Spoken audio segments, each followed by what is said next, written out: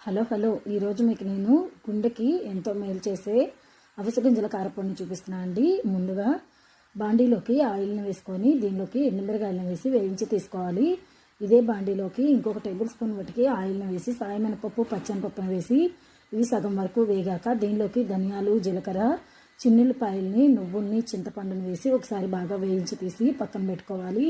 ఇవన్నీ మీడియం ఫ్లేమ్లో ఉంచే వేయించుకోవాలి. ఇప్పుడు 2 చుక్కల ఆయిల్ని వేసి అవిసె గింజలను కూడా వేసి ఇవి చిటాపటా అనే వరకు వేయించుకొని తీసి పక్కన పెట్టి ఇప్పుడు ఇవన్నీ చల్లారకు ఒక మిక్సీ గిన్నెలోకి వేసి ముందు పప్పు దినుసులన్నింటినీ ఇలా మిక్సీ వేసుకొని దీనిలోకి అవిసె గింజలను కూడా వేసి ఒకసారి మెత్తగా గ్రైండ్ చేసి చివరిలోనే ఎండుమిర్చిని వేసుకొని దీనిలోకి టేస్ట్కి తగ్గట్టు సాల్ట్ని వేసి ఒకసారి మెత్తగా గ్రైండ్ చేసుకోవాలి.